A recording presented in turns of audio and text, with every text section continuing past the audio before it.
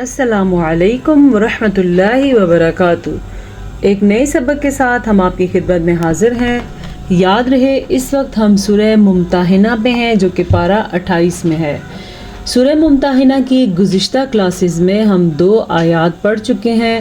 ہر class میں تقریباً ہم نے 1 آیت پڑھی ہے۔ آج بھی ہم 1 آیت پڑھیں گے۔ اپنے قیمتی وقت میں سے تھوڑا سا وقت دے کے اپنا قرآن مجید درست کریں۔ انشاءاللہ ہمارا یہ سفر قرآن مجید مکمل کرتے وقت تک جاری رہے گا۔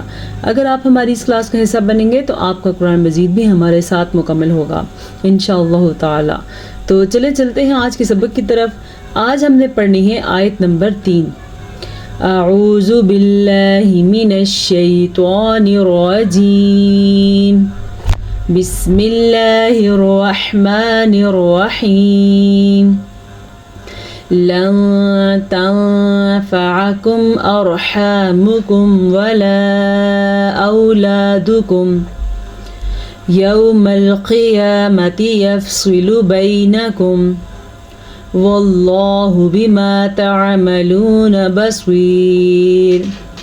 یہ جو آیت میں نے آپ کے سامنے تلاوت کی ہے یہ سورہ ممتحنہ کی ہے، پارہ 28 ہے اور آیت نمبر 3 ہے۔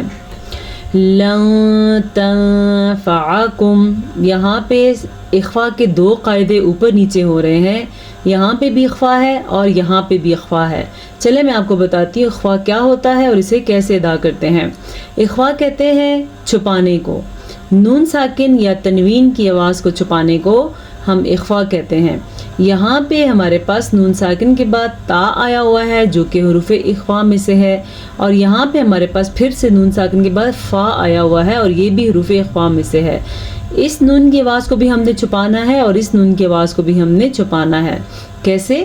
لن، کلیئر آپ پڑھیں گے تو لن، اس کا مطلب ہے آپ نے اخفاء ادا ہی نہیں کیا، تو اسے کیا پڑھیں گے؟ لن۔ آگے کیا پڑھا ہے؟ تنفعکم، ٹھیک ہے۔ اچھا جی، اکثر لوگ، زیادہ تر لوگ عین کی آواز کو بالکل ہی حمزہ کی آواز بنا دیتے ہیں۔ کیسے؟ تنفعکم ایسے پڑھتے ہیں، یہ غلط ہے۔ اسے درست پڑھنے کا طریقہ ہے تنفعکم، فعکم، ارحامکم ولا اولادکم۔ را کو ہم نے پر پڑھا ہے کیونکہ را ساکن ہے اور اس سے پہلے حرف کے اوپر زبر ہے، اس لیے را کو پر پڑھیں گے۔ اگر ہم باریک پڑھیں گے تو کیسے غلطی ہوگی؟ ارحامکم، جبکہ یہ ہے ارحامکم۔ ہا کے مخرج سے تو آپ کو اندازہ ہو گیا ہوگا کہ اس مخرج کی آواز کیسے نکلتی ہے۔ آپ نے یہاں پہ جان نہیں چھڑانی، آپ نے سیکھنا ہے۔ کیسے؟ پریکٹس کریں۔ ارحامکم، پھر سے سنیں، ارحامکم، یہ والی ہا نکالے بغیر آپ نے آگے نہیں جانا، یہاں پہ رکیں اور ہا کی پریکٹس کریں اور پھر آگے جانا ہے آپ نے۔ ولا اولادکم، یہ بھی ہمارے پاس مد ہے اور یہاں پہ ہمارے پاس الف مدہ ہے، تو مد کی آواز مقدار ہوتی ہے 3 حرکات عربیہ کے برابر اور الف مدہ کی مقدار ہوتی ہے 1 کھڑی زبر کے برابر۔ تو ہم اسے کیسے ادا کریں گے؟ ولا اولادکم۔ اچھا جی، یہاں پہ آپ کو جو اکثر لوگ پڑھتے ہیں اولادکم، تو یہ غلط ہے۔ اولادکم نہیں ہے، یہ ہے او، حمزہ زبر واو ساکن او، اور یہ واو لین بھی ہے۔ واو لین نرمی سے پڑھا جاتا ہے اور وہاں پہ رکنا جائز نہیں ہے۔ کیسے؟ اگر ہم اس کو پڑھیں گے اولادکم تو بھی ہم نے غلط پڑھا، تو اس کو ہم پڑھیں گے اولادکم یوم القیامہ۔ یہاں پہ جو آپ کو جیم نظر آ رہا ہے اور جیم کے اوپر 3 نقطے یہاں بھی ہیں، پھر یہاں پہ جیم ہے اور اس کے اوپر بھی 3 نقطے ہیں۔ آج آپ غور سے ہماری اس کلاس میں سیکھ جائیں کہ یہ کس لیے ہوتے ہیں اور ان کو کیسے ادا کرتے ہیں۔ جب کبھی قرآن مجید میں آپ 3 نقطے دیکھیں گے تو آپ نے دیکھنا ہے تھوڑا سا آگے جا کے دوبارہ 3 نقطے آئیں گے۔ اس کا یہ مطلب ہوتا ہے کہ ان دونوں میں سے کسی ایک جگہ پہ آپ نے رکنا ہے، دونوں پہ رکنا جائز نہیں ہے۔ یا تو ایک جگہ پہ رکنا ہے پہلے والے پہ یا پھر دوسرے والے پہ، لیکن ایک ہی جگہ پہ رکنا ہے۔ اب میں نے یہاں پہ وقف کیا تو میں نے پڑھا وَلَا أَوْلَادُكُمْ يَوْمَ الْقِيَامَةِ۔ اگر آپ یہاں پہ وقف کرنا چاہتے ہیں تو آپ پڑھیں گے وَلَا أَوْلَادُكُمْ يَوْمَ الْقِيَامَةِ. ٹھیک ہے، سوری یہاں پہ اگر آپ وقف کرنا چاہتے ہیں تو آپ نے پڑھنا ہے وَلَا أَوْلَادُكُمْ يَوْمَ الْقِيَامَةِ يَفْصِلُ بَيْنَكُمْ. سمجھ آ گئی ہے بات کو؟ یعنی کہ جب بھی آپ کو قرآن مجید میں 3 نقطے آگے پیچھے نظر آئیں تو ان دونوں میں سے ایک پہ ٹھہر جائے، دونوں پہ ٹھہرنا جائز نہیں ہے، اور دونوں پہ ٹھہرے بغیر آگے پڑھتے ہوئے جانا بھی ٹھیک نہیں ہے. سمجھ آ گئی آپ کو؟ چلیں آگے دیکھیں.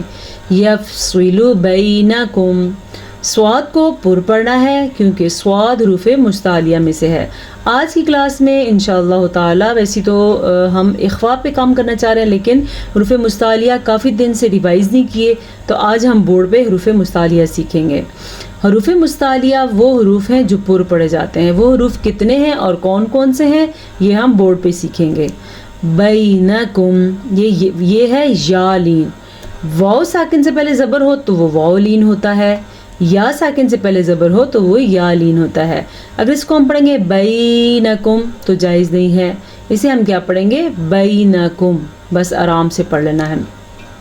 واللہ بما تعملون بصیر. واللہ، اللہ کا نام پر پڑھنا ہے. کیوں؟ کیونکہ اللہ کے نام سے پہلے زبر ہے. جب اللہ کے نام سے پہلے زیر ہو یا تو اسے اللہ کا نام باریک پڑھا جاتا ہے. اللہ کے نام سے پہلے زبر اور پیش ہونے کی صورت میں اللہ کا نام پر یعنی کہ موٹا کر کے پڑھا جاتا ہے. بما تعملون. پھر سے یہ ہے بیما، اسے الف مدہ کے ساتھ پڑھنا ہے. اگر کوئی پڑھے گا بیما تو وہ غلط پڑھے گا. اسے کیا پڑھنا ہے بیما الف مدہ. تعملون، عین کے مخرج کا آپ نے خاص خیال رکھنا ہے. اگر کوئی اس کو پڑھے گا تعلمون تو وہ اس کا مطلب ہے تم تکلیف دیتے ہو. ٹھیک ہے، تم میں رنج پہنچتا ہے یا تم میں تکلیف پہنچتی ہے. لیکن اگر آپ پڑھیں گے تعملون تو اس کا مطلب ہے تم عمل کرتے ہو. بصیر، اللہ اس کو دیکھنے والا ہے. تو اس لیے آپ نے تعملون اور تعملون کے فرق کا خاص خیال رکھنا ہے. تو اسے آپ کیا پڑھیں گے تعملون بصیر. آج کے لیے اتنا سبق کافی ہے. ایک آیت ہم نے پڑھی ہے، ایک پڑھیں، اچھے طریقے سے پڑھیں اور اپنے عربی کو بہترین کرتے جائیں. تو چلیں اب چلتے ہیں بورڈ کی طرف. یہ لکھا ہوا ہے حروف مستعلیہ. حروف مستعلیہ 7 ہیں: خ، صاد، ضاد، طا، ظا اور غین. یہ تو ہو گئے 6. خ، صاد، ضا، طا، ظا، غین. ایک لفظ مس ہے اس میں، ہاں جی مس ہے. اسوا، زغتن، قیز، قاف جو ہے وہ مس ہے. اب دیکھیں میں اکثر آپ کو کہتی ہوں مجموعہ یاد کر لیں.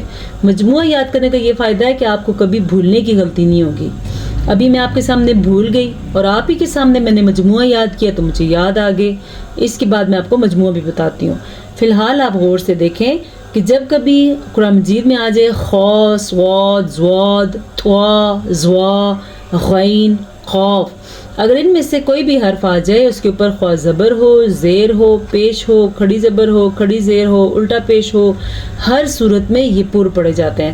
حتیٰ کہ جزم یعنی کہ ساکن کی صورت میں بھی یہ پور پڑے جاتے ہیں. ان کا مجموعہ کیا ہے؟ چلے میں بورڈ پہ آپ کی لکھتی ہوں، آپ نے یہ نوٹ کر لیے، اگر نہیں کیے تو نوٹ کر لیں. مغرب کی اذانیں ہو رہی ہیں، بس ہم اپنی کلاس کا اختتام کرتے ہیں. اسے ہم لکھیں گے خسوا، زوغتن، خز. یہ آپ اپنے پاس نوٹ کر لیں. یہ ہے ان کا مجموعہ. یہ وہ حروف جو پر پڑے جاتے ہیں جوڑ کے لکھ دیے گئے ہیں. اجازت دیجیے ہمیں، پھر آپ سے ملاقات ہوگی ایک نئے سبق کے ساتھ. السلام علیکم ورحمۃ اللہ وبرکاتہ.